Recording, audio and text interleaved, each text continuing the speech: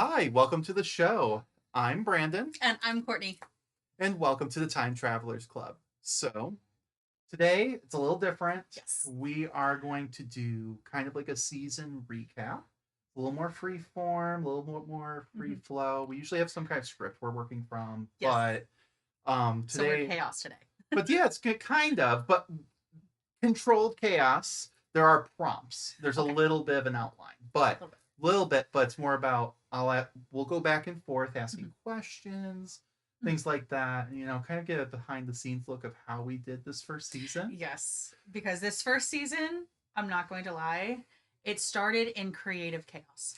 Yeah, I mean I mean, to be fair, that's how all these different like shows work. You Like have to figure. You have to figure. I mean, nothing comes from fully formed. No. And I think we did a good job. We'll get into it, but I think we did a Yes. good job of like we had a vision, we kind of Mhm. had an outline, and then the latter part of that outline is what kind of got like it snowballed. It did It went further than we thought. snowball. 6 months But plus is a long oh my time. gosh. For one season, 6 months was not our initial thought process around it. Realistically, what was our initial timeline? We thought that we were going to be done with season one by Christmas. Yeah, I thought it was like before Christmas even because I Yeah. think we thought about launching season 2, which we'll talk about in a bit. Um, I like October during spooky season, and we were wrong. We were so wrong. We were very wrong. So yeah. So I'm gonna get this started, right? So here's kind of like which I'm glad we didn't go too much into it. The first question we have is what got us started on this journey and why did we pick the subject matter for this Ooh. particular season? So started on this journey, like obviously. Hi, you're a historian. Yeah, and I kind of just out of the blue, like she was talking about listening to podcasts, like, would you like to do a podcast with me? Because I've been wanting to do one since like 2020. But like I alone, I felt like no one wanted to listen to my voice. No one wanted to listen to me ramble. And I do. and she did. So I'm like, maybe that's what I've been needing is just that encouragement, someone to who wants to do this with me. I need a friend. Hi, I friend. need I need a buddy. I was like that when I was in school. Like when I would do my art classes and stuff, I always felt more motivated when there was people around me. Same. Very much And same.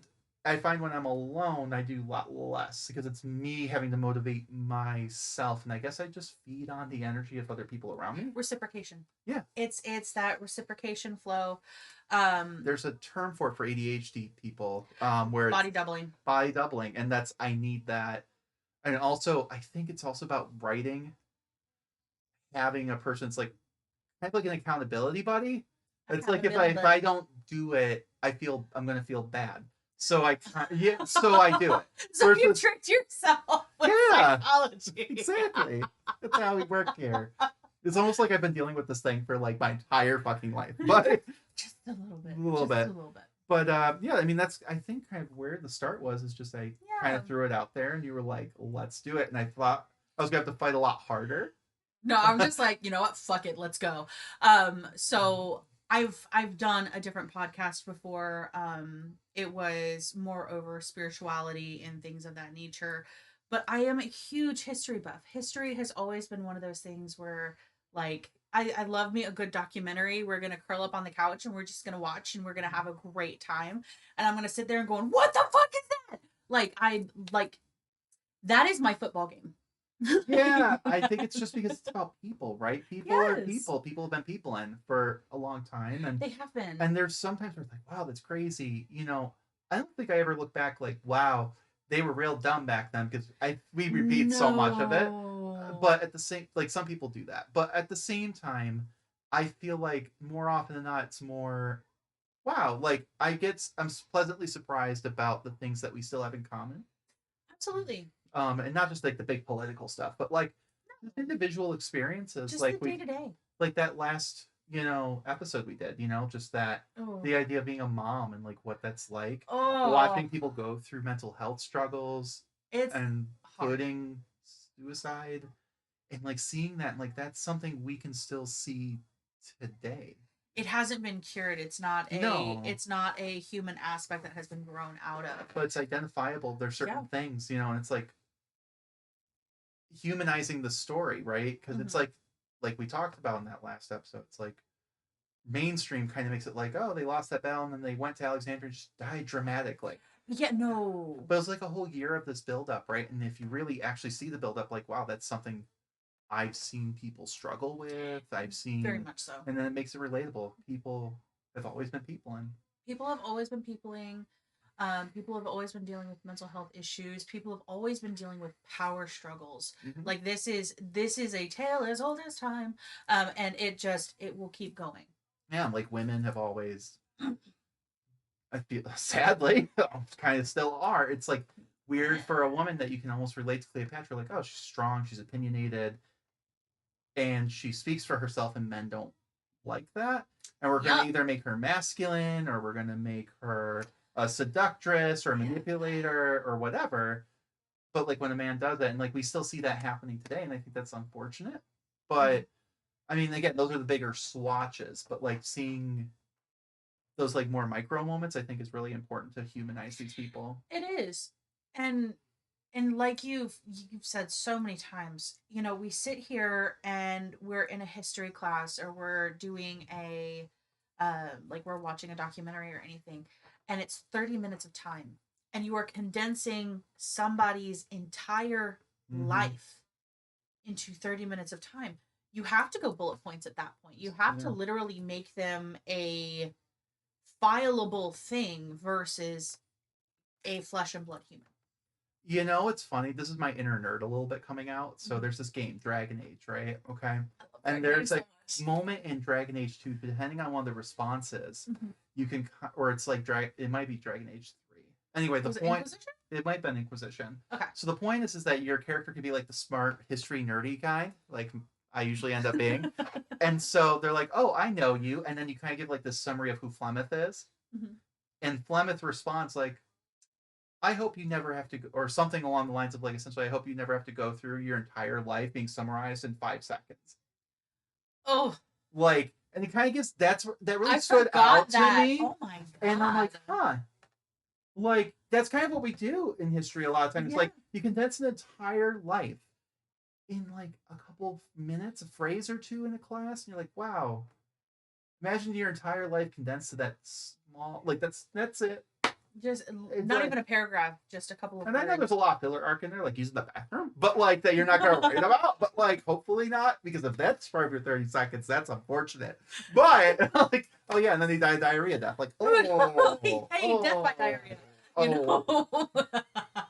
That's unfortunate. But that being said, like, I think, of course, like you're not going to spend the entire person's lifetime discussing their entire life, but like, but like at the same time, giving them more than that 30 minutes, right? Like give them, especially when we do have enough info, because that's part of the problem, right? A lot of these people's lives, it's like, and we literally don't know anything about them until the age of 30. And you're like, they literally appear, especially fully formed. Especially women, because like we don't care until she's married. So it's like, and she lives to be 30. So you're like, okay, so we got 15 years of this life to talk about. Damn. Okay. But at the same time, like, you know, I think we can do better than 30 minutes typically, right? So I mean, technically, some of our episodes are what, 2 hours long? Yeah, I think we did. We did a good job with that. We did a good job with that. But my God, I think it's because we picked some of the 2 most famous people in history, where there is a lot of things written before, you know, during their lifetimes, after their lifetimes, really long after their lifetimes. So I think that's part of it, you know. Well, it's not just that. It is also, as we've gone into, the propaganda of it. Yeah. Because and having to sit through it. These 2 people were written and rewritten and rewritten to fit a narrative versus the flesh and blood actual actions that they took. Correct. And I think that is a massive part on why there is so much conflicting information, but just the breadth and width of the information to begin with. Right. So that, I mean, segues into maybe part 2 of this question is, you know, like, why did we pick this particular subject matter? Because the clarity of the situation. Mm-hmm. The Cleopatra and Mark Antony have always been clear as mud. I think that, yeah, that was part of it. It's like, on the one hand, the reason we picked it is for our first season, you want to pick something that we are deep diving. Yeah. But we don't want to go into this really weird niche topic that no one's ever heard of. Yeah. But on the other hand, why don't we talk about something that people think they know and actually really tell you the full story? And I think that's why we picked it, Yeah. especially since it involved two people. Like we said at the beginning of their story, it's like one's kind of known as being this dumb jock, and the other is being known as the seductress, manipulator, hussy. But also not that good looking, but also so really like, good looking somehow. Which is like gorgeous, and her titties could make empires fall, but also she was a go. She's a butter face. like, and it turns out like, okay, which one is it? Right, and we've kind of fallen out. Not that it matters anyway, but like, yeah, I just don't feel like you're a butterface, and apparently, Yeah. I think it's right. Like, you see that now. You see people, really beautiful celebrities or whatever, and they're like, I don't know. I don't think she's that hot. Some people just really like to bring other people down. Like God forbid someone's attractive and smart, like, and maybe she's not your flavor, like, whatever. But like, we also talked about like how she's represented in art. Like, some of that's intentional, like, oh, she has this hawk nose, and like, or that was because she's trying to. We don't. At the end of the day, we just don't know what she looks like, and it shouldn't matter. But like, here we are. She was Greek. Yeah. She was Greek. Yeah. Yeah. So, but the point of that being, I think, is just that we picked this subject because, yes, it's really well known, but like, so it'll gain some traction, hopefully. But like, being able to tell the story from maybe a slightly different perspective, definitely in more depth. Right? So, so next question. What was your favorite episode or topic this season? Oh God. Okay. There's a lot of bangers. Oh, there was a lot of bangers. Really? Right in front of my salad? Which there's so many, like, going back into researching it more, there's even more story there that I didn't cover, and I'm like, damn it, I should have brought that one up. But yeah, that's a good one. That's a good one. No, that was the one that captured me immediately, just like really right in front of my salad. And we were talking about that for so long before we recorded, and just like dying. Something about her catching his semen and him catching other people's semen, and then like snakes charming it out of someone's forehead, like, or whatever. It was a lot. It was a lot. My favorite one was probably the Dionysian episodes. I really loved those. I mean, some of the stories were beautiful. And, and again, I would almost want down the line, maybe even do another recap or remaster, because there's even more stories that I never got to cover, including some of the gay ones. And like, as we do. And it's kind of like, it's beautiful, but then also penis parades and like dicks on sticks. And I love that. And like all the orgies, like, and just rending people, tearing them limb from limb. Yes, we love that. But like, I mean, I just thought that was really this kind of beautiful. Our buccanettes. Yes, though, but like the maenads and stuff like that, and like how this is like the one place women could be liberated and like actually be themselves and like throw themselves into it. And it's, some people loved it, some people hated it. Well, it was loved and it was feared. Yeah, depending on who you talk to. It's who you talk to, and are you the person in power that has been abusing? Because what is Dionysus over? I know. Revolution. Revolution. Yeah, he's the common god, for sure. He's and of all the gods, right? Like, he's like the one that's most approachable when it comes to people. Yes. His curse is he can be bad. He can be scary. But typically a lot, like, he's got a lot more lighthearted ones. He's a lot harder to offend, it seems. Like, harder to offend. He's more down for a good time. Yeah. You can offend him, and he will turn you into a fucking vine and kill have you kill your own kid.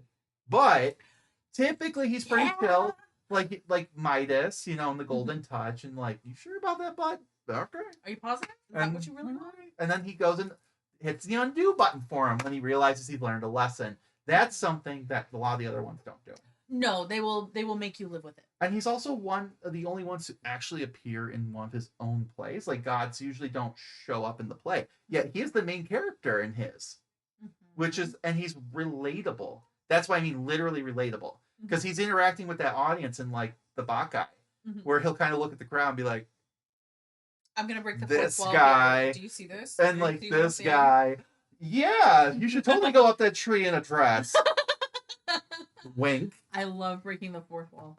Also, theater kid. So. And I love, like I said, it's just like he's there. He's got He's got definitely a personality. Oh yeah. And I think of all of them, he's the one who lifts a lot of people up. You know, like he does. He doesn't judge. He'll hang out with a king as much as he'll hang out with just some rando peasant chick. You know, and like, and not in a, ooh, I'm gonna rape her kind of way. You know, it's more of a measure of the quality of you versus your title. And I find it really interesting that there's, with a lot of his stories, a lot more consensual relationships, more so than any other. I'm sure there's one where he's not, and I think we discussed that. We did. But most of them, the majority of them, are like pretty consensual and don't add tragically. You're like, oh, that's refreshing. Yeah. Zeus, take notes. But yeah, so on to the next question. What is something or things that you learned that you didn't know before doing this topic? Oh my gosh, there's not just one. I know there's so many. Oh, there's so much. Oh my gosh, there's so much. I'm actually gonna go on the technical side because I do the editing, and it's been a trial by fire. Yeah. Like the editing side has been a trial by fire, and that has been a lot of fun actually. Yeah. Learning all the programs and everything like that, and trying to figure out the fucking audio. I think honestly for me, there were a lot of little small things, especially like Mark Anthony. Like, oh, I didn't know that they kind of met. Like, as well, he was a kid, but you know, whatever. She was a teen. He was an adult. Yeah, but like, I didn't even know that they had crossed paths before Caesar. But like, that's kind of like a smaller detail.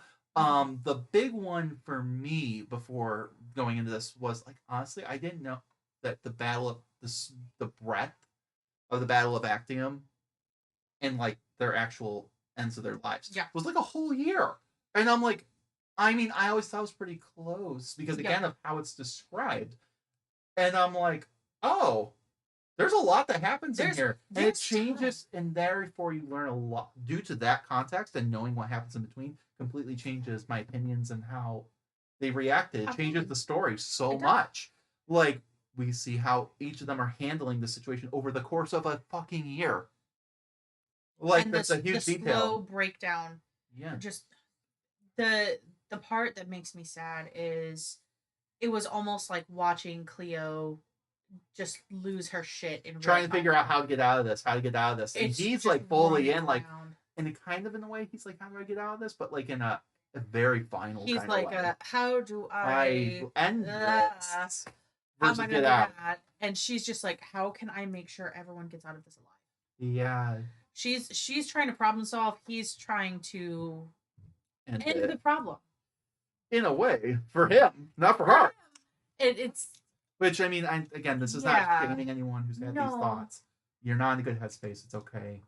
Also, he's Roman, so he's probably not even really bred to think that way about how he is a man, it's gonna affect everyone else. But even if he did, he's in a different headspace. And agreed. Yeah. Agreed. And I feel like I grew up and there's people who, it was like this idea of like, oh, it's so selfish if someone ends their own life. And it's like, oh, I don't like that. You're just throwing that much. You don't think that kind of thing runs through their head a little bit?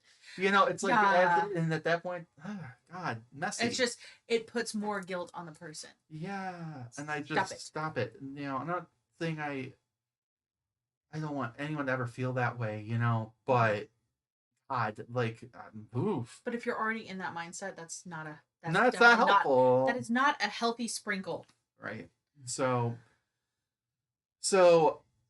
next I want to kind of go through a list of characters. We'll try and keep it brief, but there's some main characters we've had throughout the season, right? Cleo, of course, and Antony, but then, Cicero, Caesar, Lepidus, Fulvia, Octavia, and Octavian. Yes. So I kind of want to go through this. Also, I don't know why that's there. So, fun fact, a lot of times I'm recording these things, like to type, and somehow in this list it says, I'm a dumb ginger slut who loves cocaine. I'm assuming someone got on my computer at some point and typed that in, and I love that. I love that song. And I love that I'm noticing that now. You Wonderful. It's right. I kind of want to know who did it. Anyway, I do too. Because I don't. Anyway, because that feels like someone typed that. Anyway. So this question, what is your point of view on the different characters we met in our story? And how do you feel about them? And did your opinions change on anyone as the story went along? Starting with Cleo. Oh, Cleopatra. So, honestly, my feelings towards her is... God, she's such a badass. Yeah, I love her. Such a fucking badass. I wish we knew a little more of her. Like, just her perspective on things. That's what I wish. I hate that we have to... Fingers crossed for the tomb. I know. Fingers crossed for the tomb. Which that's going to be a Patreon. We're going to cover. There's a wonderful archaeologist. Her name is Kathleen Martinez, and she, I love her story too because it's a lot of like these guys just kind of laughing at her because she's not like classically trained as an archaeologist. Very educated lady, but it's like, oh, this dumb lady coming over here thinking she knows something. And she did! Oh my God! And she's like, they're finding all this crap, and so many people backpedaling on it. Like, oh yeah, we always believe in her. Like, sure. My ass. Now, here's the thing. Formal education is a fantastic thing. But all education is made up. Right. And I think that there's some degree of self-taught, but I mean, she was a lawyer, so she knows how to research things. Absolutely. She understands how to navigate like the legal system and how to like, honestly, like the practical side of archaeology, which is getting the permits. She knows how to do all that and like knows like what's illegal, what's not legal. Yeah. All that good shit. And I think that, I think it's because she's very, just like Cleopatra, very confident, very self-sufficient. Yep. And that threatens people, and they go like they talk down about it. Like you can know your place. Skills. You can cross-use skills. You do not have to be completely specialized. So I'm there for her. I love her, and I root for her every fucking day. And every time someone goes like, it's some guy like, oh yeah, I'm researching Cleopatra. I'm like, you better not find it. You better not. I don't want you to be right. And, but I mean, I would be just happy to find her. Don't get me wrong, but like, there's part of me that's just really rooting, and that's why I'm a little biased, but. My same though, like Cleopatra, I don't think I learned anything new per se about her, other than again maybe that little bit of her life, which is really, I feel like that's a good narrative for me though. Like I feel like that always that lines a lot more with what I always kind of known about Cleopatra, and then it's like okay, but then you get to the end of her life, she just ends it, and I'm like, I think there's more, even if it's the case where she did end her own life, at least the context makes a little more sense now. It does. Being forced to stay in a room with a body. The mental breakdown over a year, and maybe just kind of like out of spite. Okay. I'm not saying that's cool, but like we're not in a great mental place, and that made more sense to me. And I think realistically, she actually had the foresight to sit there and be like, okay, if I am alive and my children are alive, my children become a part of me, so they are less human. Yeah. So if she was alive during the triumph, they might have all been killed. Yeah. Which, speaking of her kids, found a biography on her daughter. Oh, fantastic. And I'm like, I didn't know you existed. As I was looking for... I know. And I'm like, oh, wait, hold up. There's like a whole bio book, because I didn't think there was enough out there, but I guess there is. So there might be like a little bit of a part 2 at some point. Maybe on Patreon, maybe not. I don't know yet. I'm taking myself out of Egypt for a little while, but yeah, no, it's just like I was looking for the next season, completely different subject matter, and I'm like, oh, there she is. Into my cart you go, but into my basket, as I sip, like my little frap or whatever. But and I'm like, yeah, so I'm like, oh, here we go. But yeah, so now Antony, honestly. I didn't like Anthony initially. I had more of like the jock Yeah. kind of feel. But as we were diving into like his childhood, how he grew up, what he was up against, all of these things, it kind of Mm-hmm. it humanized him in a way for me. Yeah. I would agree with all of that. I mean, in the sense that when I went, I knew a little bit. I'm like, there's got to be more to a person, right? Mhm. But I didn't know what that was. Mhm. He definitely came. I was just hoping I wasn't going to confirm that he really was just this dumb jock. Yeah. But like, no, he seemed very cultured and educated, and I don't think he was just this drunkard going around. No. I just think that was again propaganda. Um, but yeah, I think he got really humanized by the end, and Yeah. I don't love how he treated some of the women in his life, I really don't like that. but he also didn't like. He seemed to be attracted to strong women, Mhm. and like that's something he wasn't looking for some silent partner most of the time. Yes. And I don't love what he did. Mhm. I just think that Cleopatra. To be fair, if there was someone higher than Cleopatra, I have a feeling he might have left her for them. But He had a habit of trading up. But I will say, but maybe he loved in the moment. Yes. And because he seemed very passionate with these people when he was with them. Very much so. And I think if he could have kept them all, I think he would have. But he would have had a hero. Absolutely. For sure. He'd been Polly, maybe. But I think he probably was. Yeah. And in Rome, like it wasn't demonized, and it wasn't considered like an affair or anything if you were outside of Rome and had a lover as a man. As a woman, it's completely different story. Of course. It's completely different story. But as a man, that was not frowned upon. That was not something to look down on. Which is funny that, again, Cleo gets called the hoe. But he's hoeing. Yeah. Like she had like 2 actual sexual relationships, 4 marriages, or 4 relationships technically, but 2 of them were her brothers. Yeah. Her little baby brothers who were actual children. And she was not going to touch them. And she didn't diddle the kids, which we love that. No Epstein. Yes. So, and they weren't serious, right? They were political in the sense of like, it is a legal thing. But like, at the same time, I don't think anyone actually expected them to procreate with each other. I don't think so. Fingers crossed. It's probably more likely that they thought that the boys, when they got older, would have a concubine and procreate with them, and that would be the heir. Yeah. Cleopatra was just meant to be more of a side, like, symbolic thing, and she was like, absolutely the fuck not. Yeah, she refused to be sidelined, which we love that for her. We love. But like actual real relationships, like realistic relationships, she only had the 2. She only had the 2, and Antony had how many? Right, and also how long did she wait from the death of one, which clearly she had no part in, till the other, right? Yeah. And like, because she grieved. Right, and like, that's where I'm like, don't understand how she's a hoe. It's only because she was a quote unquote married to them, but like, even if she had been, which she had been with Antony at the end there, oh well, that doesn't count because she's not Roman. So no matter what, she was wrong. Yeah. But again, I guess only her that was wrong. I think Antony was more complicated character. That's really, I think, the gist of it. Very much so. He was definitely less 2-dimensional than I thought going in. He's not a piece of paper. No. He was not a piece of paper, which is not surprising at the same time. Like we're people. None of us are 2-dimensional, right? Indeed. And that's the problem when you flatten the narrative. The people become flat in one note too. So yeah. So now Cicero, fuck that guy. our chickpea, fucking chickpea. No, okay, we love to hate him. Yes, there is He's a sassy girl. He's kind of the Regina George of this story.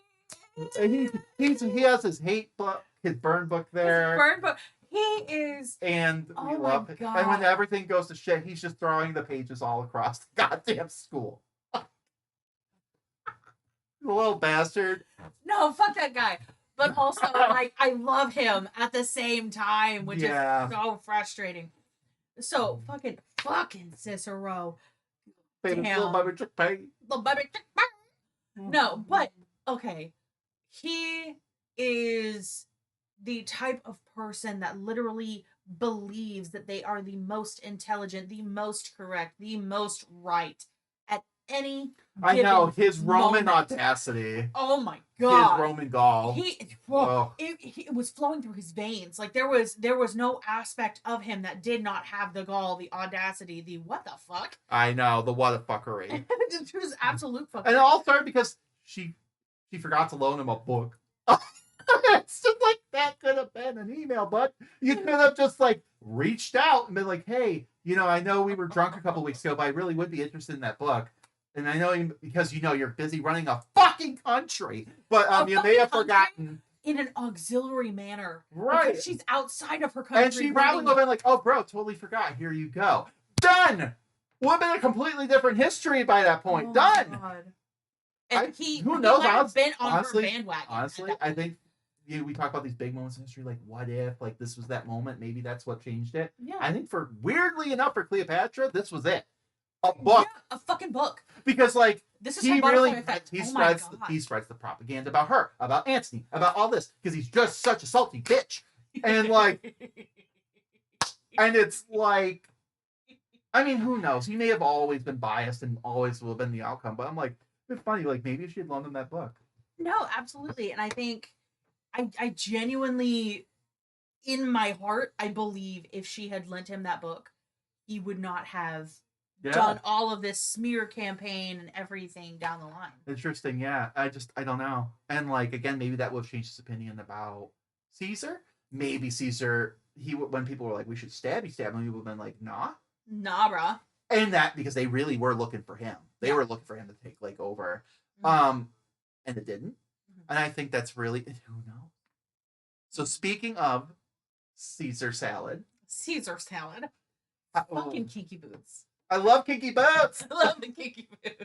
It was like my favorite thing to learn. Honestly, that's like the other thing. Like, no. Do you remember red thigh high boots? Love it. The red thigh high boots that I sent you? I was like, yes. I need these. But I was so pissed because they were bad quality and I wasn't gonna get them. No. But like I just I wanted to feel like Caesar for a minute. I just want to go to like a historical convention or something now, fully dressed as like Caesar, but with red thigh high kinky boots. No one's gonna get the reference. No, they're gonna be like this. People are gonna judge, and I'm gonna be like, these are actually historically accurate. Yes. No, absolutely, we're doing this. Like it's just it's happening. I know this really wasn't like we really tried to not make it about him. Right, because he could be his own thing, and it's been beaten to death. But he's important to their stories. He is clearly, like he's a mentor to one. He's the lover and mentor of the other. Technically, it's both. Yeah, and it's like you can't really talk about either of these people without him kind of being there. Even if we're trying to do it, even if we're very generous towards Cleo and we're doing it from a feminist standpoint, like he's there, right? And like. An important part. She influences him. I think that's part of it. They go back and forth. Like, they influence each other. Able to ping pong these ideas off of each other in such a beautiful manner, in my opinion. Like she is fantastic at the social, economic aspect. There's a lot of this debate too about like, did she love him or love? And I'm like, I don't know if that matters. Honestly, I don't think so. I think like.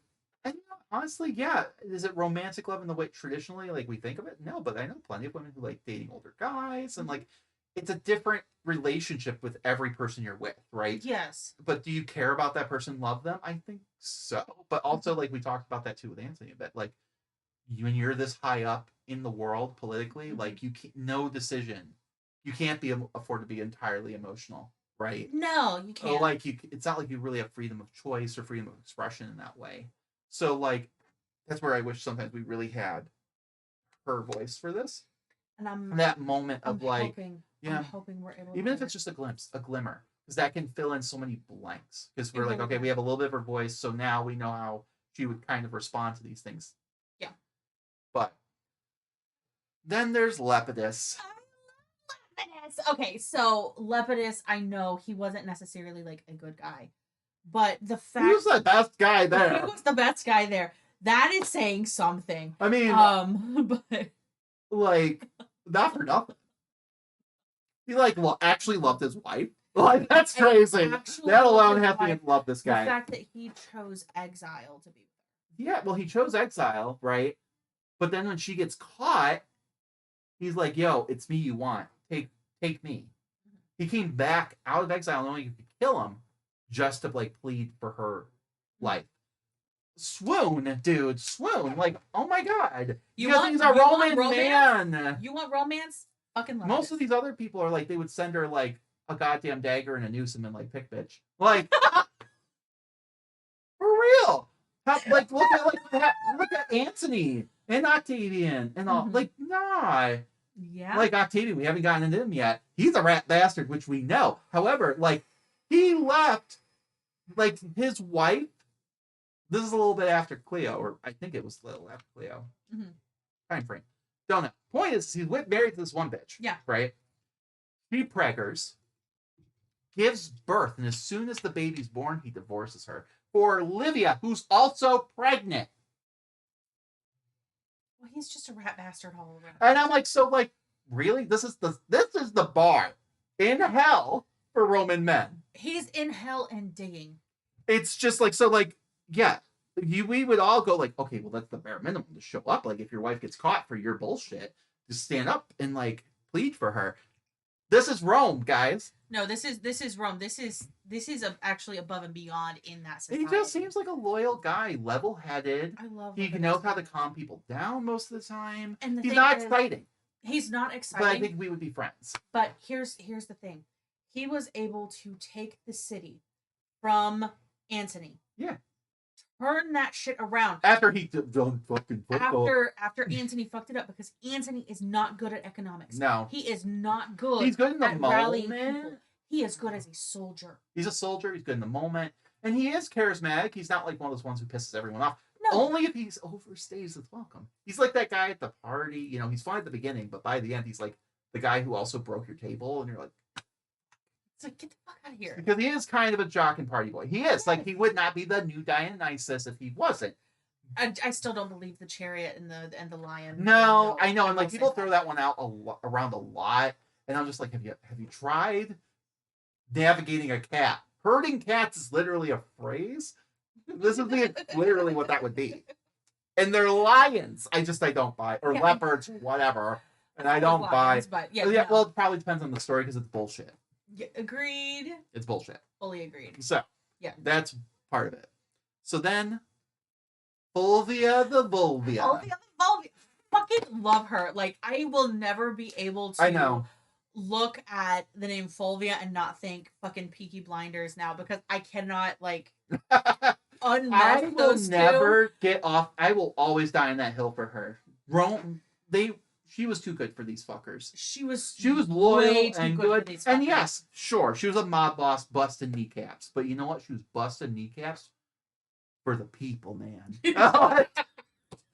Like, she was. She stood up to men and went like, and she was like, "Deuces, bitch." She's like, "Fuck off," and just but like for the people she cared about, she was deeply loyal and fierce, and I loved that. And she got done dirty. Antony, do better.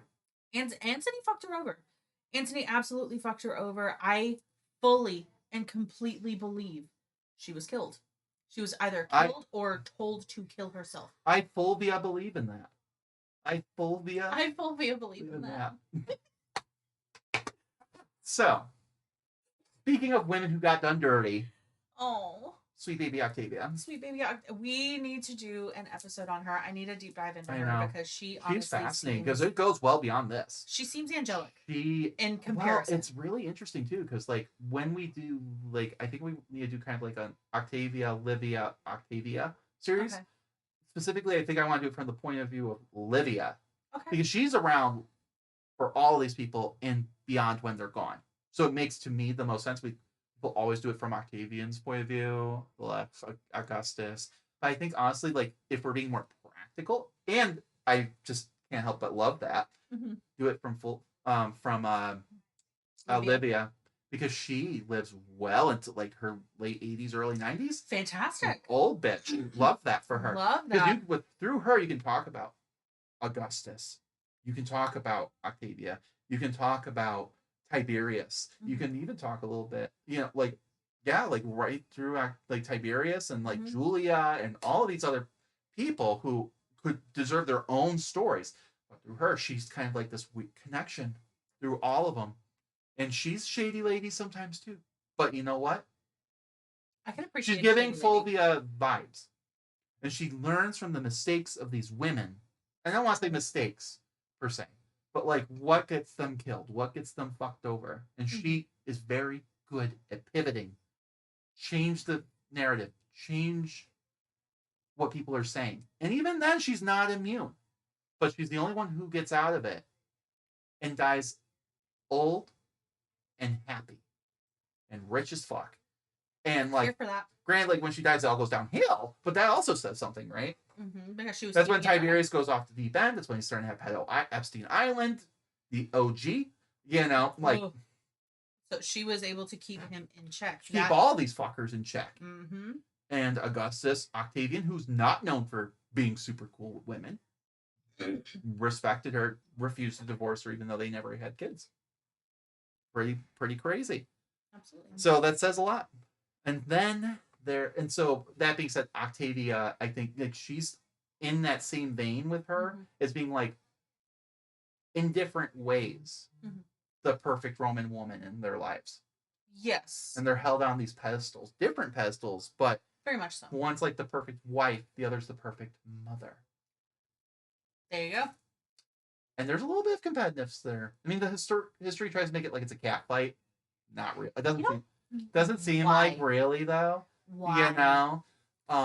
But like we'll get into it at some point. But yes, Octavia, I decided originally I was like, do I want to do a Patreon on her? I'm like, I think rather I'd approach her kind of like we did with Fulvia in Livia's story, where she's still getting a spotlight. We are getting those details, but like it just makes more sense to do it from Fulvia's point of view because you're just going to be able to take all these other people that are also in her life. And that brings us to fuck this guy. Octavian. Fuck this guy. I hate this little twerp. Oh my god. From the moment that he was introduced, from the absolute gargantuan amount of ego that this fucker has. Yeah. He would be somebody that I would go up to in the middle of the street and just punch him in the face. Yeah. I can't. You know what's weird? Things I learned. He was hot. I know. Not like, I don't know, maybe he's not my type per se. But like when you look at some of these other guys, you're like, oh, Nancy. Hot.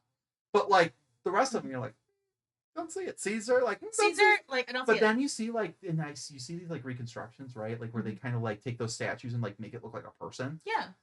He's one of the few where I'm like, okay, maybe he's cute. He gives kind of like twink energy, but hold on, I need to look at this now. Yeah, he's not like he's like this blonde, blue-eyed guy, but like with I have to see the recreation. Yeah, just like Octavian real. I just was a little surprised. Like he's not ugly. No, like so. No, that's the statue version. Hold on. So he's really, no, fuck that. I mean, that's why I said he's not my type. However, he is very conventionally attractive. Conventionally attractive. He's one of those people like he kind of looks like Prince William. That's exactly. And you know, I'm saying like, is that my type? No, but like also like I would never say, oh, maybe, honey, you could have done better. Honestly, I'd be like, you know, I could see why people fell for his bullshit. Especially if you throw in that he's a little sickly on top of that, it gives a certain energy. It's like that, like, you know, like, yeah. It is a facade of fragility. But also, like, wow, he's so pretty, like, he could almost. And it's like, therefore, you don't see the shark. Indeed. It explains why he can get away with a lot. Because unfortunately, this is a time period where if you're kind of, or your beauty reflects morals, weirdly enough. Like if you're ugly, you're cursed by gods. You must be bad. It's weird. That is true. It's a very weird philosophy, and it's deeply ingrained in their myths. So I just feel like that's why, like Tiberius is kind of known as being which I looked him up and I'm like, he's not that bad, but still. But yeah, it's like also why Caligula surprised them because they're like, oh, he was so cute at the beginning. Why? Weird. It's almost like those. That's what I say. Maybe if there's not correlation, like you'd be like Leo and be kind of hot and like also super smart and a decent person. Absolutely. So, Now we're going to kind of switch and discuss the holiday episodes. Okay. So first is like, how did we come up with these topics? Okay. And why did we pick them? And what did you learn, and what was your favorite one? Okay, I loved Halloween. I did too. Feast of Gévaudan. The Feast of Gévaudan. One, I loved doing the opening. Yes, that was sick. The opening was so much fun. I forgot for a minute we were recording. I was like, it sounded like an audiobook, and I loved it. No, and honestly, like I've been told several times I need to go into audiobooks, but like at the same time, just actually reading it. And I'm the kind of person that as I'm reading it, and I'm sure you guys probably heard in the last episode of the season, like as I was going through as Cleopatra Selene, like I was crying. Yeah. Like there are several of them, like I can't help but I am emoting with them. Which I do the writing for a lot of these. Yes. So his writing is phenomenal. And I'm just trying to bring it to life. Because I really try to get us in that moment. Absolutely. Like really relate to these people. Absolutely. Some of it's most of it's I try to be as historically accurate as possible. But like there's some like where like, you know, like for example the Mark Antony one, like where I took from Shakespeare a little bit, you know, because that, but I also wanted to do the point of view of Caesar's late wife, because we didn't get to talk about her very much. No, we didn't. That's one who deserves a Patreon for sure. But yeah, and it's just like I wanted series, The Wives of Rome. But it's like doing it rather than some rando, right? Almost like the invisible person that we don't talk enough about. And like, but she's important, and she would have context more than like some rando. Oh yeah. And like, kind of like, I think that hit home too with like what was going on in our country. It's like you got these people speaking, and like everyone just the mob, but that there's nuance. Like it's more complicated, you know, and like that this is scary, but what's going to happen is going to happen. And it's what is the most frightening to me. Like I said, I edit all this shit, right? As I was editing this stuff was popping up on the news. I'm like, we just recorded this. What the fuck? Yeah. But like, I would agree though, Beast of Gévaudan, because it was kind of nice. Honestly, it was.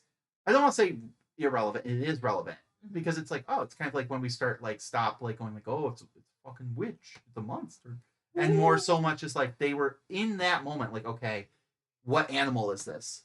Like they're like, we just gotta figure out what animal. Like there's beasts. It makes it sound scary because it was, but like there was a genuine like, okay, what the they were approaching. Like, what are we hunting? Yeah, it was more of a like an actual genuine scientific almost approach. I want to say, you know. Yeah. Less, no, because it was grit. It was fucking. I'm grit. sure there was people who were like, it's a demon, it's a curse, or whatever. But like the people like in the hunts and stuff were like, okay, no, like it's in confidence.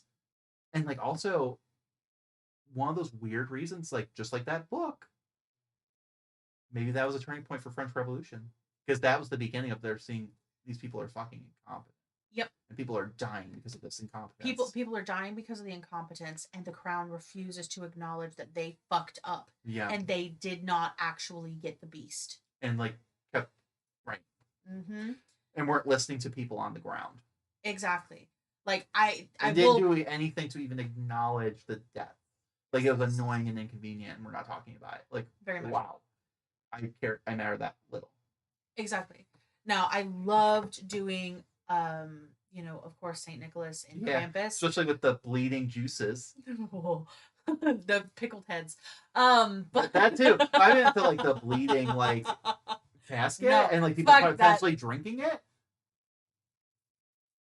No. Like the Santa wine. No. Just how I view mulled wine, to be honest. Nope. I'm gonna. It wouldn't be Christmas without cannibalism, am I right?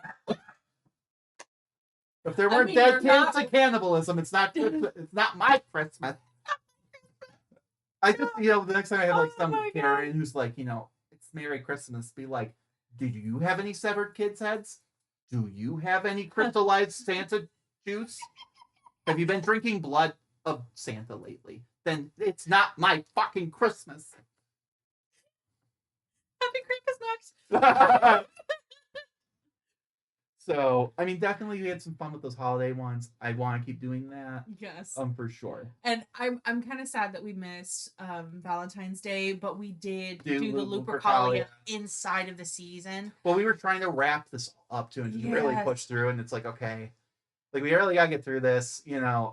and maybe I'm definitely thinking next year we'll probably do something. I want to try and do something maybe for spring this year. Yes. And I'm not quite sure what that is yet. Whether I just do something more generally. I don't know if I want to get too heavy into Easter or Ostera yet because there's a lot to it. There is a lot to it, and I there's feel a like, lot to. Oh, maybe she didn't actually exist, but that is a topic for a different day. Right. Versus maybe doing just something that's like spring oriented, like maybe do a fun fairy tale story or something. Absolutely. Kind of like we did with Beast of Gévaudan. It's like a spooky history mystery. And you know what? We have those for every season, so that's definitely. Also, I'm sure I could find some crime that happened on goddamn Easter in history. I'm sure there's some kind of Easter revolt. Massacre. Yeah, I'm sure. Like I'm sure there absolutely. is. So absolutely. Honestly, it feels like that's a thing, and I feel like that's ringing a bell. So I'm sure I'll find it. Ringing a bell here too. I would like to keep it light, but we don't do that very well. No. So, all right. So, why do we do the cold opens? I think we kind of answered that already. Yes. It's atmosphere. It is bringing you into the story. I got hair in my mouth. Blah. But it is realistically, how are you going to picture and imagine? I want you to have your senses tingling because you are so in it. That is I think that's the biggest point here. And I find it interesting that, they call them cold opens. I'm sure there's a reason, but like, I always think of cold as like, you plunge into that shock. Mm-hmm. Whereas that's kind of the opposite of what we're doing. We're trying to ease you in. It's like, ooh. We're a frog in water that's getting gradually hotter. Yeah, well, that's a metaphor for a lot of things. Indeed. But, so it really is going to set the scene. I think that's the biggest part. It sets the scene. It sets the tone. Even when our cold opens for when we were just going over like the blanket of what Rome was going through in the initial, before we even started diving into Cleo and Antony and everything, like those were harsh. Yeah, those were incredibly harsh, and it kind of brings you into like the nitty gritty of that society at that point in time, and so I think it's incredibly important. So for the next question, what were some of our favorite moments of this season? It's really hard for me to pick one, but I just remember the laughing, those moments where like we just could not control ourselves anymore. There were so many good ones. I would say probably the one that jumped out at me was like when you were physically here and we were kind of recording together. Yeah. And we were doing Fulvia the Volvia and we just couldn't stop. Like we were out of control. That was bad. It was so bad. It was so good though. Yeah. Because most of the time, like, just so that you guys are aware, we're recording remotely. He's here, I'm over at my place, and we're recording. Or sometimes at our workplaces at the time. At our workplace at the time, because we used to work at the same place, just different stores, but that place went under. Yeah, there was only a few at the beginning where we were able to really do it together. Yeah. Because we physically worked at the same building, and it was really slow at those places, and we could go like hours without. That was part of the reason we did the podcast, because we got nothing better to do. We had nothing. So back to question one. Yeah, it was like we had all this free time to do it, and that was always my concern. Like, well, what if we can't do this anymore? Like, you know what, we're going to tackle that when we get there, and I think we've done. I think we have done excellent on that regard. Yep.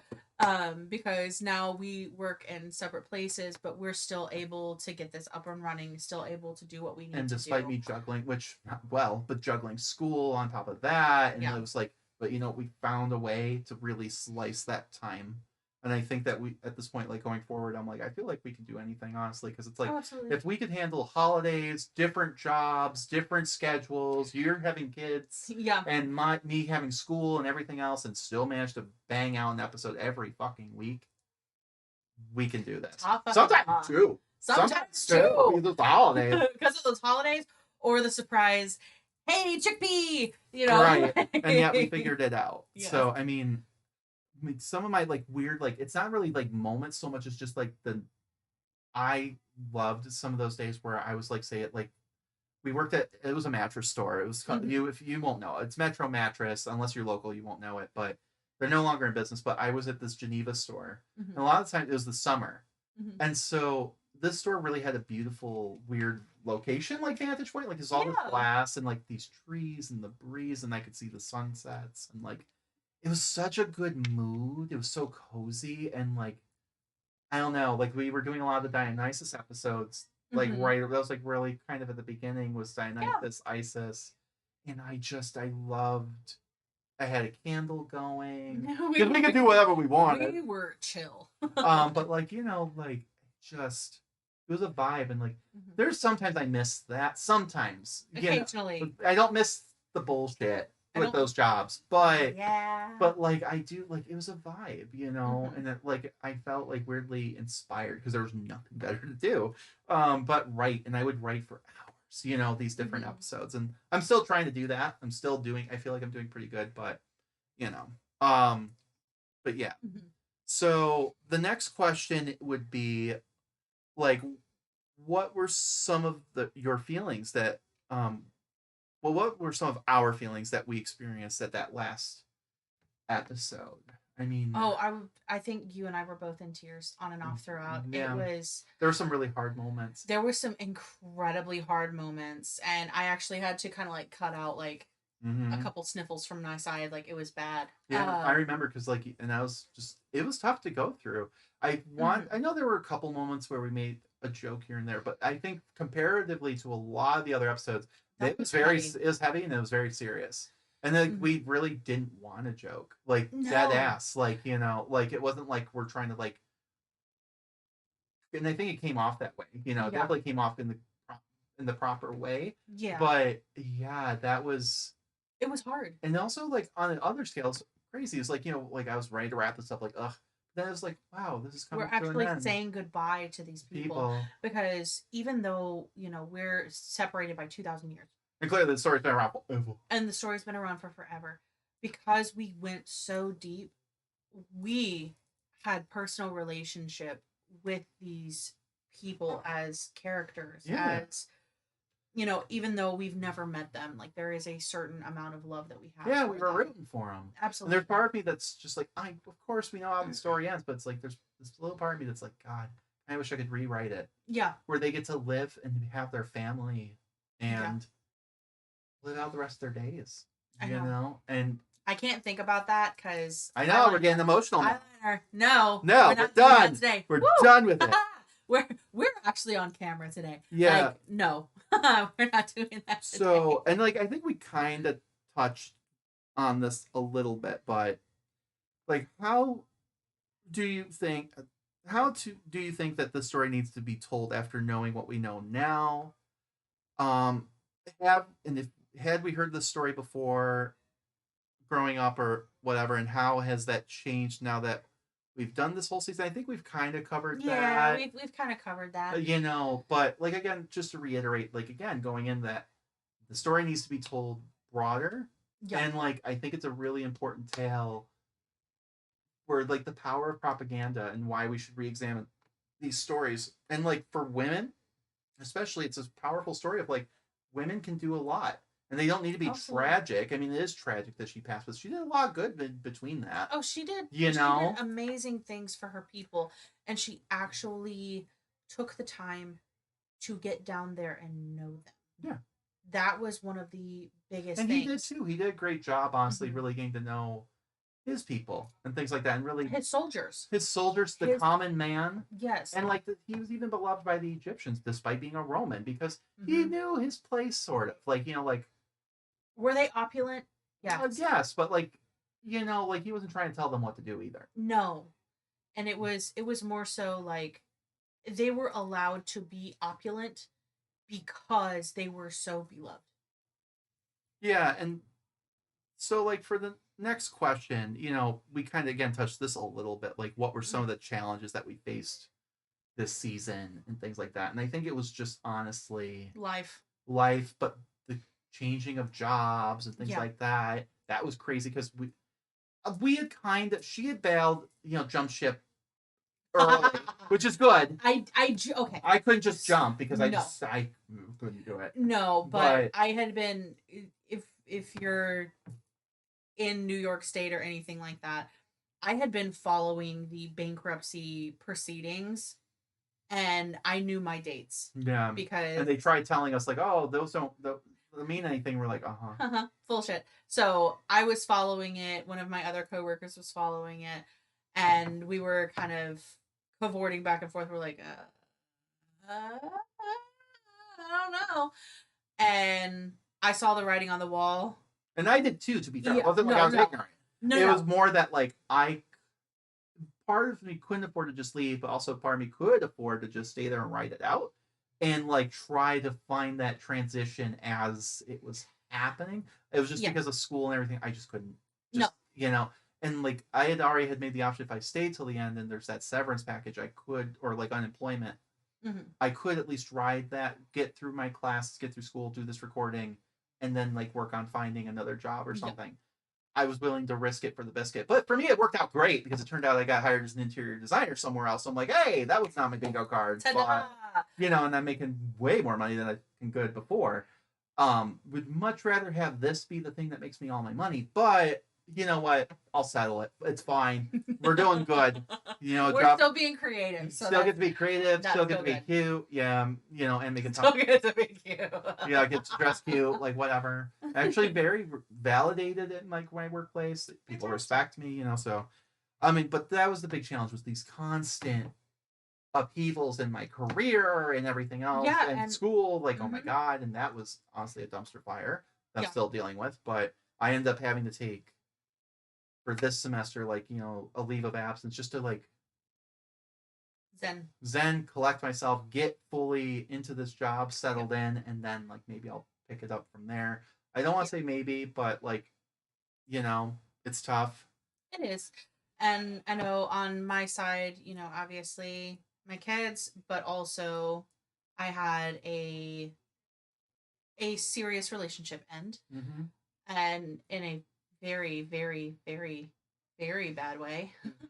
Which we don't get into too much that if they don't have to. Yeah, we don't need to get too much into that, but there was personal things. So we had like the upheaval of the company going under, but also I had my personal life doing somersaults, and I'm just like, and I definitely was like, do you want a minute? And like she's like, no, bitch, let's go.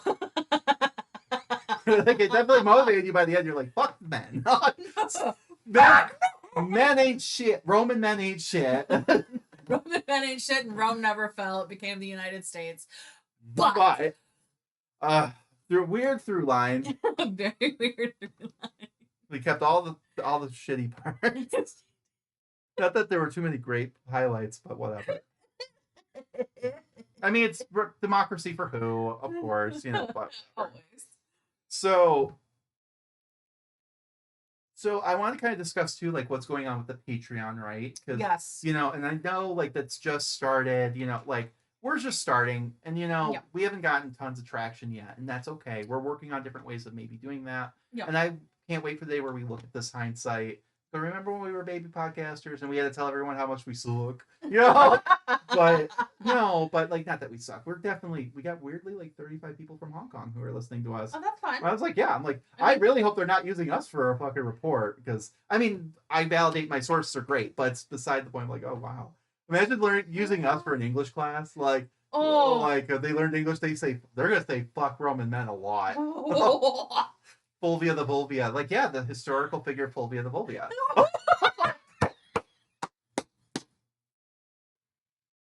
Cleopatra. Gonna be real awkward. Cleopatra. That's right. That's like how it's going. Vulvia and Cleopatra. Vulvia and Cleopatra. Oh no. Oh god. No. Those are our stage names. Remember that.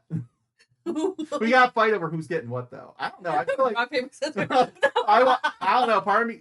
No, I love the idea of Fulvia the Vulvia. That sounds really intense, but Cleopatra sounds like a diva. We'll flip a coin for it. It'll be fine. that ginger, Eventually, that we will ginger have slut. t-shirts. Yeah, Cleopatra, that ginger slut who does all the coke. Oh, this is why we can't be used in education. This is why we can't be used in education.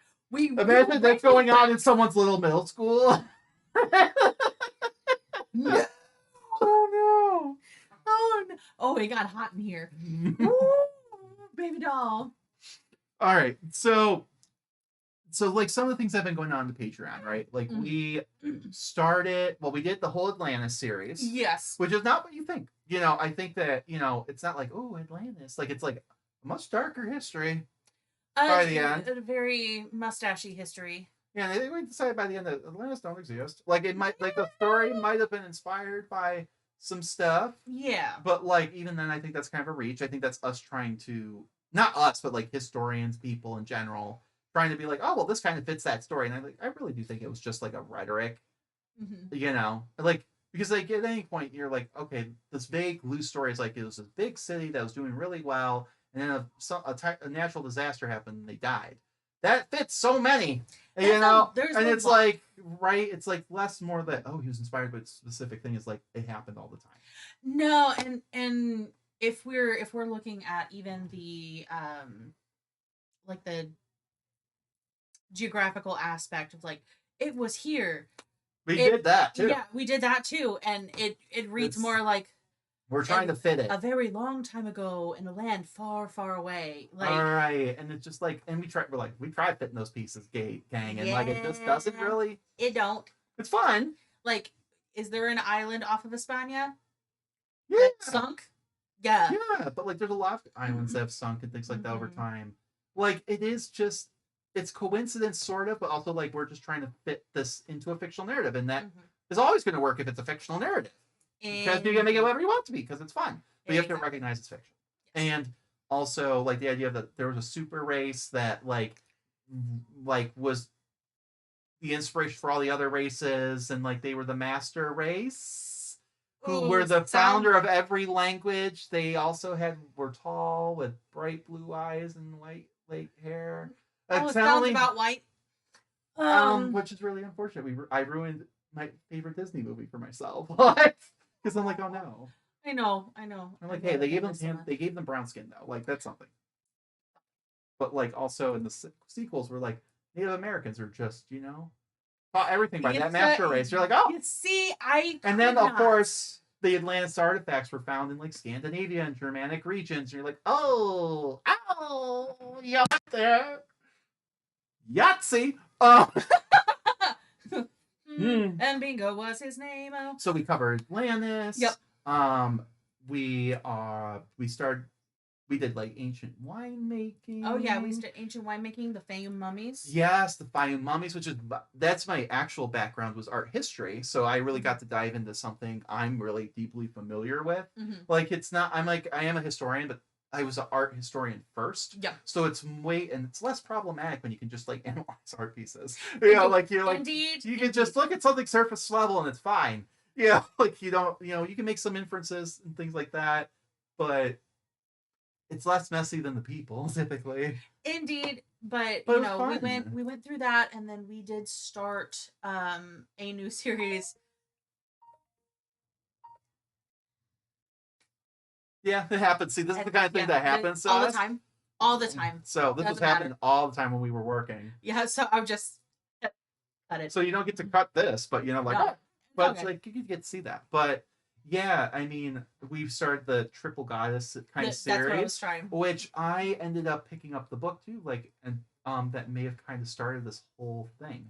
Fantastic. That's and it's like kind of like this misconception, and like I feel like well-meaning. It's not. But like, yeah, it's interesting. But like, these were triple aspects. There were those things, but that idea of mother, maiden, crone became more of that's more of the thing, the nuance that we're trying to break up a little bit. Yes. And like that did exist from time to time, but it's like the idea that there's this through line, and again, kind of master racy. It does get master racy. It's like, but at the same time, it is taking a modern concept and trying to overlay it on ancient things, and it's like, hold on, you can't do that. There's a that book called The doesn't White work. Goddess, written by this guy, Mhm. and he's used a lot by. I feel like I listen to a lot of podcasts where Mhm. they'll say like and like take it with a grain of salt. It comes from this guy, and I'm like, is he a historian or what? Turns out he's not. He was just some like poet, but he's trying to make all these connections and things. He's an educated man, but he's a product of his time. And so he's trying to make these connections of like, oh, like Hecate and Morrigan and like this, like it's the white goddess. And this idea of like, yeah, and it's That's right. And I'm like, it's a little mustache. little bit, but not quite. Not too It's much, but it's a not little mustache. not like in a it's harmful of a way, like intentionally. Mm-hmm. I think it's more of like just correlation and like our little monkey Yeah. brains want to find patterns. Mm-hmm. But that's why you have to take it with a grain of salt because it's not like based off of like fact or like Yes. hard evidence or archaeology or anything. It's like Indeed. our personal thoughts and like our Mhm. like I noticed this thing. Sure. Yeah. But is it a common motif sometimes? Yes, but like also when you start dissecting it, you're like, okay, but these people really have nothing in common. No, they have nothing in Like, common, but at the oh, same time, it's just like, what is a constant in our life? Time. Mm. What do we do over time? Age. What Right. do we have in different but ages like of the our idea of like lives? Hecate, we're going to talk about. We've started with Hecate.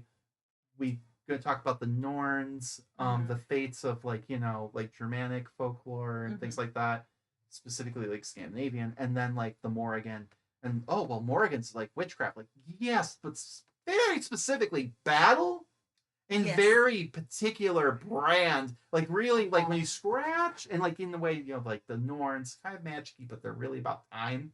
Yes. And so it's like when you scratch that veneer, yeah, it doesn't take long. Like yes, magic, but very different personalities, different people, Yes. entirely different aspects. And there's a triplicate, but even that, it's like, what does it mean? I would say it seems like even if you take the Morrigan triplicate, which is probably the closest to the idea of Mother Main Crone, it's more that she's a shapeshifter.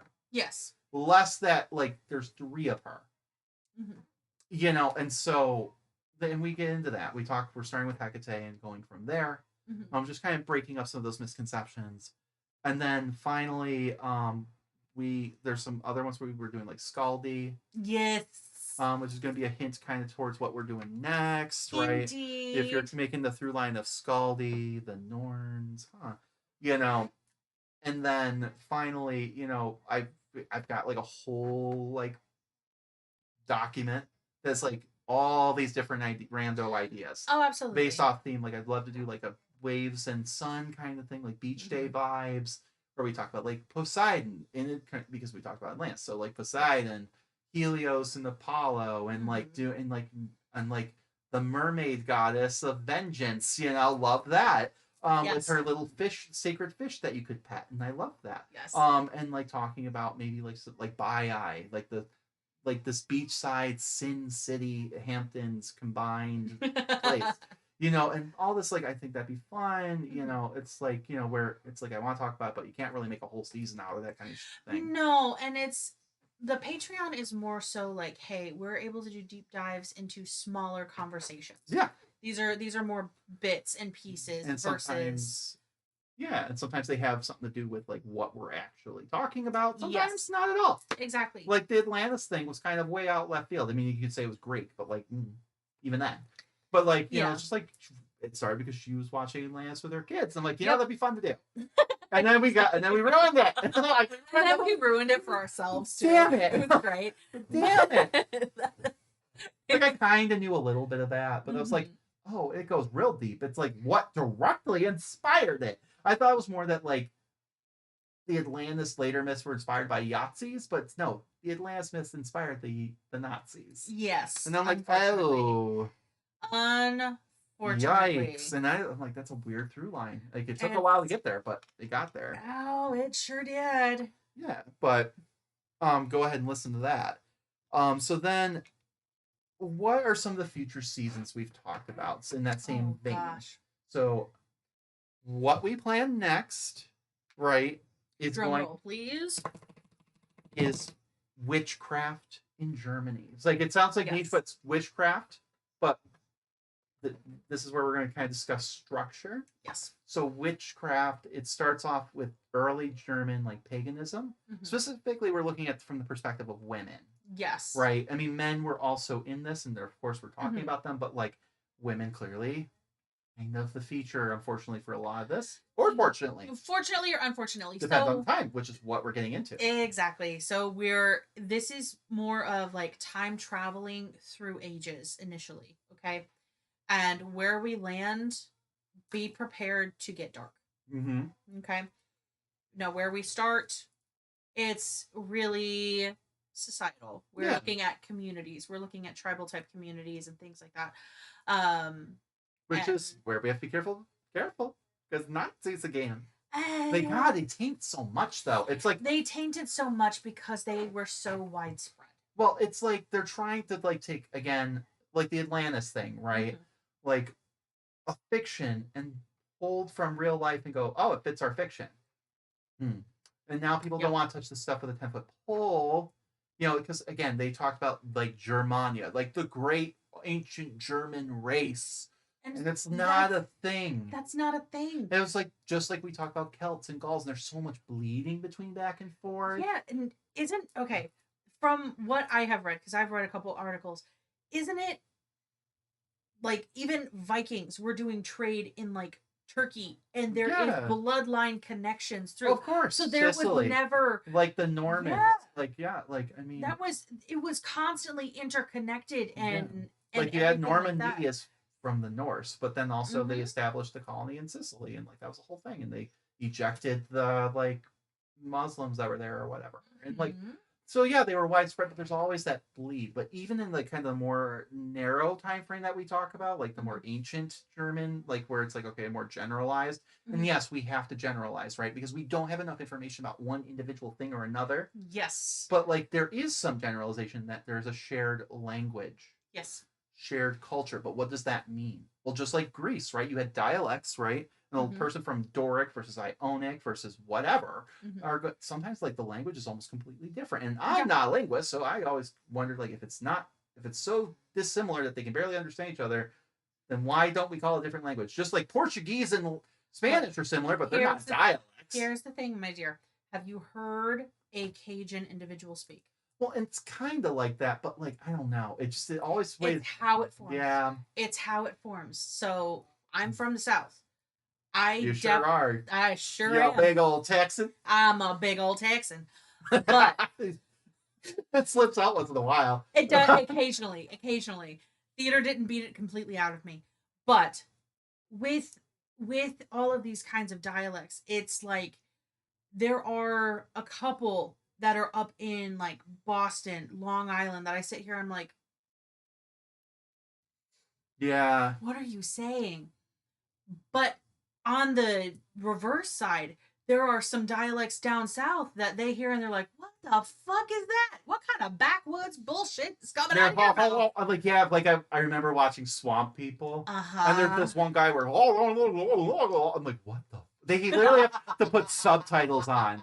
Not the ones that you put on. Like I don't know about you. I always have subtitles on because like, but like, and I'm listening to my own fucking language. But like, but then like they'll have it. They have like the forced ones, and I'm like, oh wow. Like it's almost like when you watch documentary and it's like someone speaking in like like say you're like in Egypt and they're speaking Arabic and they translate it, right? Yeah. It's like I always found that weird as an adult. Like okay, hold on. Like so the interviewer's like speaking in English, and you can tell that's where the editing is because it's like, so tell me about this tomb, and then the guy speaks in total Arabic, and it's like, wait, hold up, because if he could understand the English, he would just speak English.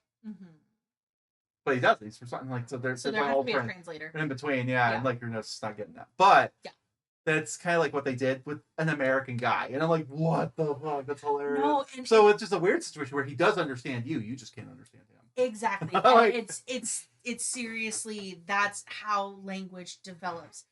You have these little pockets. You got these little pockets. And then, yes, you're going to have accents and tonalities that like don't make any sense to you. Yeah.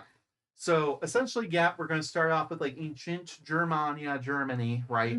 Understanding, and we talk about that in episode 1. We set the landscape and honestly the tone. Like, look, we're not saying that they're this unified grand thing, but as far as we can see, had shared gods and things like that, which would end up influencing as they did become more codified, the Scandinavian ones, right? Yes. And I was looking into that too, like, okay, like certain people are classified as like the concept of Jotun, giant, even though like they probably worship them as gods or hero folk, kind of like a Hercules kind of situation, versus like giants by the time they become Scandinavian, mostly are villains, not if if immortal, not divine, with rare exceptions. Like, and even then, like Scaldi's kind of sort of like called like a giantess / goddess. Yep. She doesn't quite fit the mold of even like a Freya or a Frigga, which that's also interesting too, because I always assumed that, oh, like those were the same people,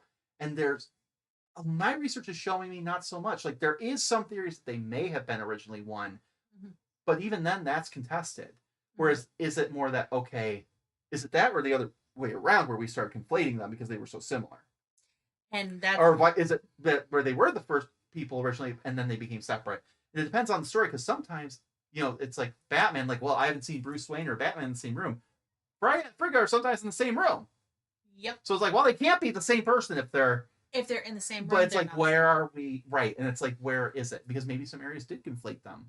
And that's the nuance. Yes. Everyone's different, where they're like Frigga, Freya, same person. Other people are like, no, they were two separate people. They could be both. It could be both depending on who you're talking to. That is something that we will cover. That is so, but we will talk about like generally how women kind of fit in these societies, because we do know what their later outshoots look like. And then also interesting how much Frigga and Freya are a part of like the founding myths of some of these like people, like like the, I forget which one it is, like the Goths or someone. Was it the Visigoths? I think it was, no, it was the Lombards, which translates the long beard, because Frigga apparently in this myth, and we'll probably get into it more, but like long story short, she makes a bet with Odin, which they seem to have a nice relationship, which is refreshing. They have a pretty decent relationship. Just like there's this whole like there's a throne on top of the universe, and other than him, she's the only one who can sit up there, and sometimes they sit up there together. And I'm like, oh, there's like one chair, and they're like all cuddled up, and like, look at the universe, guys, look at the stars. And I'm like, that's so romantic. I love that, especially after dealing with fuck daddy Zeus and how he treats Hera. Okay. Well, yes. I'm not saying Odin doesn't go around fucking around other people. Probably does, but like, there's less of it. I don't feel like there's as many. But the point is that they have this like fun bet, which is dealing with human lives, but whatever, who he's going to back. And I guess she convinces like, hey, Odin will help you. If your women show up, take your hair and like just tie it in front of you and make it look like a beard. So it looks like there's more men in your army. So the women showed up with that, and he goes, oh, wow, that's people with more people, so I'm going to side with them. And then it's like, haha, bitch, it turns out they're women. And so they get called the Lombards or the Longbeards. And I love that. I love that. It's so cute because like Frigga kind of like outsmarted Odin, the god of wisdom and smartness. Well, right, but it is to be contested. I know it's Odin, but that's more. My argument is like book smart versus street smart. Yes, and I like to think that Frigga's the street smart. Yes, and I love that. She's practical. Or like you know, like that one guy. He's like Noah's the smart guy, and then you meet their wife, and they're like, oh, you love my sweet dumb husband, don't you? And you're like, it turns out they're the smarter one, and you're like, there's a smarter one. And you're like, yep, I love that. Always. So, but yeah, so we're going to start there, and then we're getting out of ancient land. Yeah. And we're going to have a hard reflection with part 2, which is the witchcraft trials of the 15th and 16th centuries. And this one's going to be hard. Okay, like I said, it's dark. But we need that. It's a reflection of the same geographic peoples, right? And that reflection, right, of how their ancestors treated women, magic, all those things, and then how 1,000 years later, roughly, these same communities, how women are treated. And not just women, there are men, we talk about it too, and kids and stuff, but like specifically women tend to be the main focus of this, right? And so I think the first half's going to be a little bit lighter, kind of like we did the last time. The last time we where it's Dionysus Maenads and like ripping people apart. Like, ah, you know, Isa's turning people, men into ladies and ladies into men. And it's just like, yes, queen, and like, yes, king. I'll make you a king if you want to be a king, bitch. You know, and like, Done. like we're doing the golden dongs. There's like cum summonings and all sorts of fun shit. And then it's like, and now people are dying. There's misogyny. There's corruption. The chains and the weight of patriarchy. Yeah, you're like, damn. God fucking shit. And that's kind of what's going to happen this time. It's going to be like, again, fun and like patriarchy. Like, damn it. But it is shorter by far. I did the math. I've broken it down, done a lot of the drafts and outlines for all the episodes. And I don't think we're going to exceed more than 20. Okay. It doesn't seem like we're going too far beyond that. I think it's like 20, 21 if you include like what we're doing this with a season recap. Yeah. Versus the 34? 35? 35 with this. All right. Just one kind of storyline. So it's like, yeah. And then even then I might be 18. Mm-hmm. I want to try and do it a little shorter because that was originally the goal was like 20 episodes and then it became 30. Like 30 crazy. Yeah. So it would have been more if we had split that last one up, but we didn't. No, we didn't. We just powered through. Honestly, we really powered through it. We were trying to make it make sense for you guys. Yeah. Because that's the other thing that we figured too, like breaking it up honestly didn't do the story justice. You kind of had to have it all together. So that's kind of like where we're at. And then we've kind of done some discussions for season 3 of getting out of Europe and white people.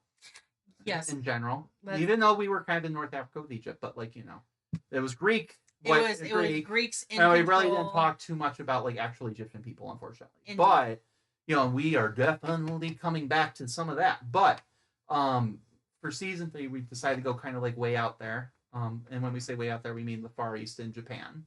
Yes. Talking about, and we're kind of in the early planning of that. We're in the early planning of that.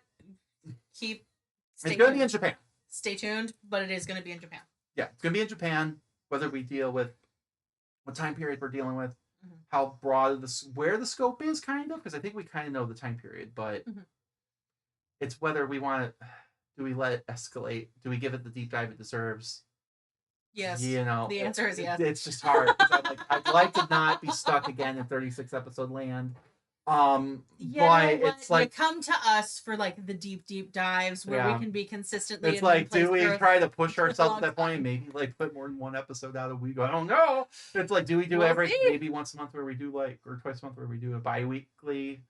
I don't know. We'll have to figure that out. We'll have to figure it out. It's still a ways away. We've got at least 20 weeks, at least, you know, or 18 to 20 weeks, which is a couple months. So I think we're still good on that, but that's kind of like where we're at it. That's kind of where we're at, and I know we are going to be taking a little break. Yeah, a little we're one. Gonna take a little baby break, one, and that's really so that we can have a backlog, so we are not panicking to put out episodes. Like we're still working. That's not even like we need a, like some people like I'm like, how do they do it? They take like a summer off, and they're like, you know, we're just gonna take a summer off and like just go relax and not deal with this and feel burnout, and I'm like. But that's so nice. But I'm like, no, like, but I don't want to be that far along. No, I would since I'm the one who does a lot of the research for it, it's kind of like, am I burnout? So far, no. I'm always burnout, to be fair. But like, I like because of the ADHD, I'm a little manic. I'm like, I get right back in it. But like, I can't stay away even when I want to. But no, your brain won't let. But I think I was definitely getting burnout there with because it was too much on one subject for too long. It was too long on one subject. Which is why I'm trying to make these seasons just a tad shorter. Just a tad. Still deep. Yeah. Just like I just couldn't be on Germany for months and months and months and months. No, and in addition, like in the beginning, we really had set a time limit for our episodes, and by the end we were just like, you know what? Fuck it, full send. Yeah, like, you know, it's like, oh, we're gonna do 45 minutes to like an hour and 15 minutes, and like, you know what? But like, then we're cutting this all up. Like, you know what? Fuck it. Like, there's probably a lot of them we could have just cinched them together. Yeah. So now we're like averaging it like hour and a half, 2 hours. But I think that's become more natural for our rhythm, and like, you know, And this is part of the growing pains. This is part of the we're figuring ourselves out at the same time. Yeah. Because this is a newer dynamic, and as with anything, there's And I got to be listen ability to, to grow. and as I start, and I get a lot of inspiration from other podcasts and stuff like that. As I'm listening to them, like some of them are 45-minute episodes. There's some where they are very consistent. They have 45 minutes to an hour at most. Wonderful. And I think they're good dives into things, especially when people don't know a ton about topics already. But then there's me, and I'm like, I want to tell you every dirty detail. And I get actually mad at myself when I find out new info. I'm like, I should have thrown that into ISIS. There's so many myths. And I'm like, God damn it. Like, where like Osiris was apparently porking her sister. And like, that's where Anubis might have come from. I'm like, that feels like a big plot hole. Yeah. And there's a lot like even big plot hole, big vag hole. Even in like the story of like Horus and stuff like that, I was like, oh, I didn't cover that in that whole competition thing. I forgot about all of that. I'm like, and it's like, I didn't jip anybody, but I'm like, oh, I could have done that, could have covered it. But it is what it is. But also, I have kind of a better format now on how I want to cover these gods, where it's a little more structured. Yeah. And like etymology, and then origins, and then myths and so on and so forth. Yeah. So, I think that going for in epitaphs and stuff. Oh yeah. So going forward, that's probably how I'm doing it. But like I said, we can always go back and retouch. But for me, the big thing is like, if you want to know like all the different topics I have in mind, some include like Frida Kahlo, and I want to talk about Mexican history and Frida Kahlo and like how like where it's kind of generalized with some of the background, but because we need those background details to talk about Frida and Diego. And like we're gonna have to talk about communism. We're gonna have to talk about, and they're like, oh my god, that's gonna be a huge series. But I love that because it's so wild and passionate, and like it's giving Mark Antony and Cleopatra vibes. So I'm a little nervous for myself, but also I have like 6 books on it. Like I'm like, there's so much info on that, or like do a Van Gogh series, like because I love art history and things, and talk about like that like the Beau Epoque in France and the Third Empire, and then like there's like. We talked about Octavia, like Livia and Octavia, and then like yeah, like and we've even talked about the Empress of Russia. Yes, like and doing that whole and like doing Catherine the Great, or doing the fall of the last Tsars, and like there's a lot of podcasts on those, but there's so much that we want to go into. And in Mesopotamia, which I feel like is a very neglected topic. Yes. Like talking, when I say Mesopotamia, like it's Sumeria. So we got the Sumerians, the Akkads, the Assyrians, the Hittites, all these different people from those areas, and like it's so like they get lumped together again in school. They do. And because you think of like, oh, Hammurabi, the Sumerian, that's Mesopotamian Sumeria, not Sumerian. He was this like completely different, and it's just like they all get lumped together, and yet they're completely different languages. That's like saying, oh, they're European, and people will get butthurt about that. But it's a region, not a. It's the European history, the history of Europe. Like that's vague. Incredibly and like vague. implying that they all are the same. That is a large area. And so like we want to talk about Inanna, which is like the origin of so many love goddesses and like my patron goddess, like right. And I'm into it. I love it. I love the mythos. I love like her being on hooks and like Jesus Christ. She's literally on hooks in hell. That was unexpected. She is technically the original Jesus. And then how she sends like, it's weird because it's like her husband, but then like it turns out she sends like he doesn't want to go either, so it's like okay, we're gonna send some rando chick, and then she spent 6 months. She didn't even get a say in it. No, she. Oh, I know, like this poor rando chick. This poor rando chick. Like she did. She's like, wait, what? But her husband can go kick rocks. He can fuck off. He wasn't even grieving her disappearance. No. And it's just, but there's a lot to that. And like there's such this beautiful narrative, and like Gilgamesh and Enkidu. And honestly, the gifts that she got from her father. Yeah. That part I loved so much. There's just, and then of course the myth. In a drinking game. And myths in a bad way of like Anunnaki and like how that's used for weirdly white supremacy. Like weird. Like it has nothing to do with people that are our color, and they're just. It's like ancient aliens tends to be like always comes back to white supremacy. Weirdly enough, it's weird. Even when they're talking about like a completely different like race, and you would think, okay, well, like how does that? Oh, because then apparently those become Europeans. Oh, Okay, sure. It's Because stupid. ancient people who aren't white, who, by the way, I feel like are always late to the game. Mm-hmm. It's like while people are building entire civilizations like the pyramids and shit, they're still working on Stonehenge, and they're considered Neolithic and like non-writing and all Mm-hmm. this other shit. And I'm like, okay.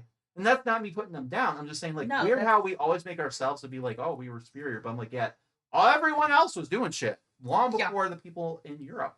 And there's a reason why, because Mm-hmm. of climate, because of opportunity and resources and shit. But give credit where credit's due, bro. You know, like, that's more what it is for me. But you know what? as Even the 6'2" white ginger, man, even in our thank God they made me gay. Because I'm like, that's what keeps me humble. That's what keeps me humble, bro. Otherwise, I have to have all of the audacity, I'm sure. Even in our deep dive into like the myths of Atlantis, and we talked about Dogland, right? Or what was it? Doggerland. Yeah. Doggerland. Sorry, how that is where the sea is now. Yeah. And now, here's the thing: these peoples might have been more advanced, Oh, sure. but all of that shit For sure. is underneath the North Sea. It's kind of like how we treat like Mesoamerican people in a way too, because it's like, oh well, they Very weren't much so. using like steel, so they must have been lesser. It's And like, it's yeah, like- they had like the Peruvians were kind of like, I don't want to say communist because it was different, but like, yeah, you were told what you were working at birth, kind of. You had to do a certain amount of military time every year, and then everyone had to provide a certain amount of resources, keep a certain percentage for yourself, and the rest was for like this essentially community pot in times of hardships. And it's kind of like what the Soviets wish that fucking had worked for them, but No, like but even then, and I'm not saying that's the right way to live. I'm just saying they like were the first people to be able to have a brain surgery And where it's- people were lived afterwards. well, and the thing more for me was like when it talked about like the Inca and the Peruvians and stuff. I'm like, I didn't learn about all this shit. They had like collectives. yes, This sounds awfully communist, and I'm like, and that's probably why they weren't talking about it because it was successful until white people showed up and kind of you know, they were doing pretty well. Yeah. And it was kind of a system that had always kind of been there in different forms throughout all their different cultures there. So you're like, oh, oh, oh. And it's kind of like, yeah. And even like in the Americas, like, you had similar stuff going on. It's like, oh, it only worked because it was these small communities. You have the Incan Empire, large amounts of people. And you even have those kind of systems, even amongst the Aztecs. You're like, definitely more with the Inca, but like, just interesting. And we want that's another source we want.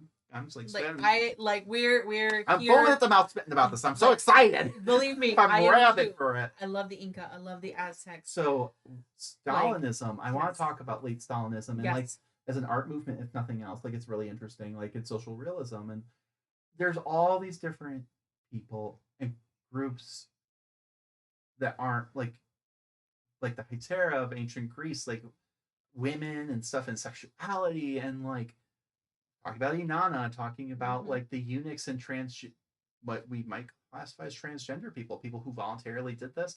Also, that weren't eunuchs because that was the big thing for a long time is that they had their genitals removed, and a lot of them didn't. They were dressing as women and members of their community with kids, women, wives, and kids. And you're like, oh wow, so like you got one's essentially a transgender woman living with a woman having kids. Like that breaks all the non-binaries. Wait, No, what? Are they lesbian? Are they hetero? They have kids. Who knows? And it's like, who cares? Who fucking cares? But it's like the stories we don't talk about. No, because and I want to talk about them all. Guess what? This shit has been going on since the dawn of time. We're gonna be like 80 years old doing this, girl. Fuck yes. Be like, we still haven't covered this niche topic yet. We'll have to recap. We finally found Cleopatra's tomb, and we're gonna have to go back, re-record. And honestly, I want that. I want that. I want it so bad. That would be the happiest thing. Like, hey guys, we have to re-record the entire first season because we finally have Cleopatra's opinions. We finally have them. We have her perspective. And finally, and that's the dream, bro. That is the dream. But on that note, a lot to look forward. You know, it's been kind of a lot of rambling, but hopefully you got a little flavor of like who we are as people and got to put faces to voices. Sometimes I feel terrible saying this. I've done that and I feel like, oh, that's not how I imagine they'd look. And I don't know why it's disappointing sometimes, but it's not disappointing, but it's just like weird. It changes. I don't know why it changes it, but I mean, it does a little bit. It does a little bit because, of course, you know, you have the picture in your head of the person, and then you see the person, you're like, oh. But you know, I think we're hotties. I think we're cute. So you know, plus size hotties. But you know, like whatever. Like, well, Hey. that's speaking for me at least, but but but like, I don't know. I think that I think it's helpful, and like you get kind of get a glimpse of like why we did things, Mhm. and hopefully get excited, for what we do next, and I'm excited. yeah, I'm excited too. So thanks for joining this little journey, and in Absolutely. a few weeks, we'll be back. And we will be starting season 2, and we are absolutely thrilled for it.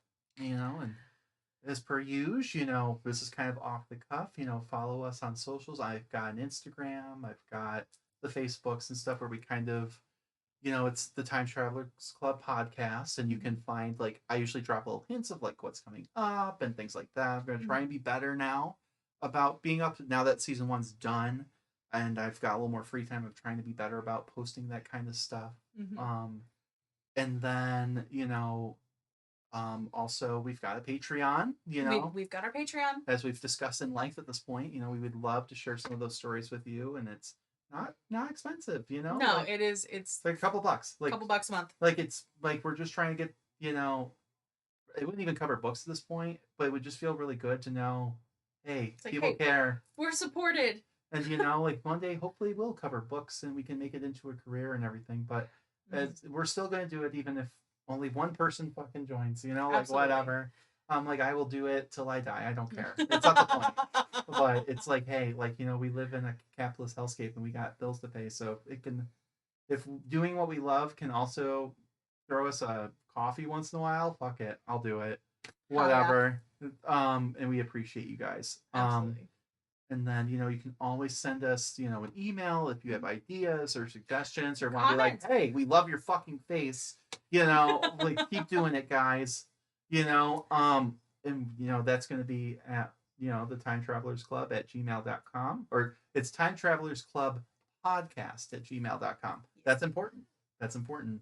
Tell your friends about us. The more we can get people behind us and things like that, the more we can keep this show going, and we love to have you guys. Absolutely. And of course, we will see you once we come back for season 2. We're excited. We hope you're excited. And we will see you guys next time. See you in Germany. See you in Germany. Bye, guys. Bye, guys.